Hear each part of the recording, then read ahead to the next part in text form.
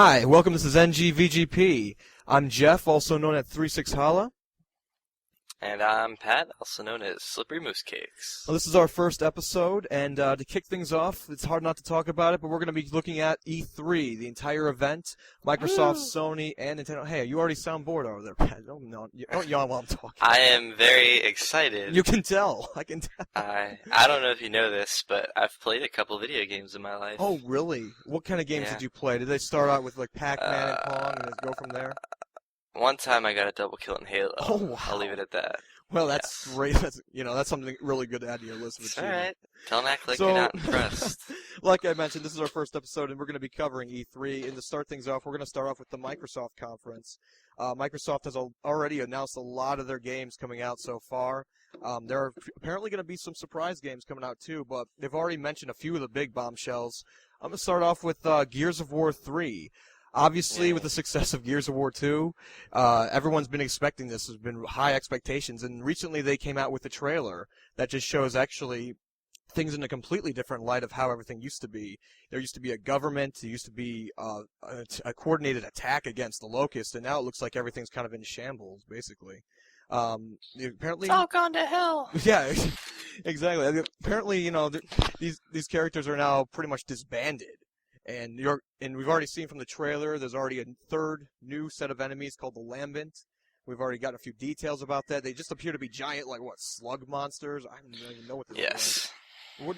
What do you picture when you come up with The Flood is back. The Flood is back. Fucking Halo is in every game now. You're gonna tie it to Halo now. Everything. Well, there's the regular Locust, and then there's the Lambent. There's your third party again. So, oh my God. You mean StarCraft, don't you? Yeah, it's the StarCraft, it's the Halo formula. Everything is back. Always goes back to StarCraft, of course. Yes. But we've already seen some new enemies. There's a few apparently new ones coming out. One's called the Lambent Drudge. It's apparently like a suicide bomber. Whenever it gets near the characters, it'll like rush you. You have to shoot it really quick before it explodes right in your face. Other things. There's something called a Lambent Stalk, which, of course, I couldn't find any pictures of this, of course, online. That's your job, Pat. But basically, it's some kind of a stalk that takes out poisonous polyps, and you just want to stay away from those. Also, because we can see that the government's kind of in shambles. There's a new playable character, or at least we think he's a new playable character, Anya from the previous games. Like I mentioned before, this game has had. It has high expectations based on the last game. I mean, you played it more than I did. I mean, what did you like about the last game, and what do you hope to see in the new game? Well, I liked that they added a new color in. That was good. Oh yeah, it went from brown to more gray, right? Yeah, Cliff Bleszinski pulled out a color chart and said you can pick one color. That's it. Not getting another one. I'm fond of the dartboard approach myself, where you just put a blindfold on and just throw a dart at the color board and see where it lands. I mean, I'm kind of hoping maybe they picked the pink color this year. At least liven things up a bit. Pin the tail on the donkey. Pretty much. Any number of party games could have been used to pick the new color for the new Gears game, but I just like to think the dart game. So, basically, what's that? I like the scale. I mean, the scale was a lot bigger than the first. I think that was impressive, except for the last boss, which wasn't even a boss. But even though you could say that, it was still a gigantic looking boss. It was pretty impressive, and you were talking about scale, so you couldn't lose though. Pretty much, no. I mean, you could just stand there, and you both could have a staring contest with that giant monster. But as long as you were guaranteed not to lose almost, as long as you kept firing.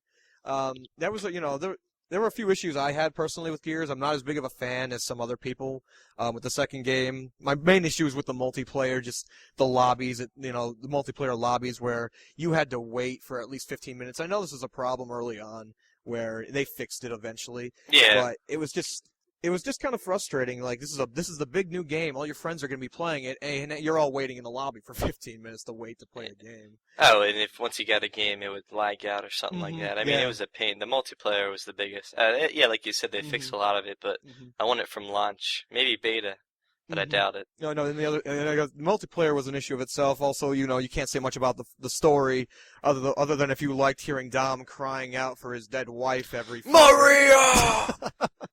Every fucking few seconds, Maria was just on his mind. It's like a bunch of wrestlers acting. That's Exactly. what reminds me of Gears of War.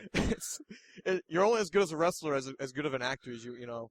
You're based on just your acting ability. Basically, this is like the wrestling of games as far as I can see in terms of a storyline. But even so, with all these flaws I had, I'm still probably going to be checking out the third one, and the reason is because they have to up the bar. They have to. There's nothing they can do. I mean, Cliffy B, I'm going to call him Cliffy B. I'm not for formalities, but he said he's going to raise the bar, or, he's already going to use the full potential of the Xbox 360, which, I mean, anyone can say that of almost any game that big game is going to come out, but, it's very possible with this. So, yeah, no, I'm looking forward to it. I mean, how's your feelings on everything? I'm definitely gonna play it, and I think it'll be a lot better than the second one. I think they learned a lot, and I just hope to get multiplayer right, because I think the campaign. Yeah, no, I hope they would probably put that on the checklist near the top of the list. Don't fuck up multiplayer. Maybe designate a whole team to just multiplayer, like some studios do. I don't know, but that was the main thing. Yes. Just like the Modern Warfare recently, too, did with their team as well. All right, so I think we should move on. Crackdown 2 next? Yeah, Crackdown 2. That's the game I know you're excited sequel about. to, the sleeper hit, Crackdown the first one, which I don't know if you played or not, but was really addictive. I kind of did play it a little. I noticed it was, I don't know if I can draw a comparison. I kind of got Infamous. I know it came out before Infamous, but, scaling buildings and all of that. And being able to jump far it's a sandbox that's game. Kind of the... But essentially in the second one, spoiler alert, but in the first one, the agency betrayed you, and you thought you were doing all this good stuff, cleaning up all these gangs, but really... Oh, Pat, but I was really planning on playing Crackdown. I'm sorry. Why did you spoil? It's all right. I pretty much knew I already knew. If you read articles about it, they already spoiled everything. It's not very a story-based game anyway, so it's not. Don't go in there expecting that. But expecting that, I should say. Well, as long as you know you're going in, I guess expecting you're going to. That's essentially all. Killing people and just crashing like I was cars saying, around. It's just. Essentially, you paved the way for the agency, and now you let go of all these mutants, and they've overrun the city, and you blow shit up now. Well, I mean, this couldn't get that's kind of just a good concept for a game right there. I mean, it's a lot of what we do is just blowing shit up. So, it's going to be a fun, stupid. Oh game. yeah, no, it's going to be like one of those games. It's just playing. And isn't there multiplayer or co-op available? There's 4-player co-op and there's multiplayer, and you can play. The first one didn't have that, right? No. All right, just wanted to make sure. And you can all be doing separate missions at one time in campaign if you have 4 people throughout the whole city. Like, you don't have to be together too. So that's pretty cool. It kind of gives you an option. All right, so you can just basically just do whatever you want. If you want to do team-based, or if you want to do solo, do something by yourself, but still talk with your friends while you're playing. That's cool.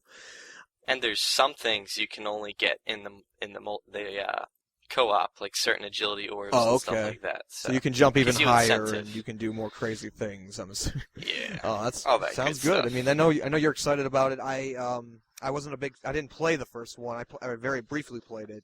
But I'm thinking about checking it out. I mean, as long as I don't have to know much about the first one, other than you're blowing stuff up. Hey, that'll be fine. I would say we have also a big game that's also coming out would be Fable 3. They've announced that already. Peter Molyneux.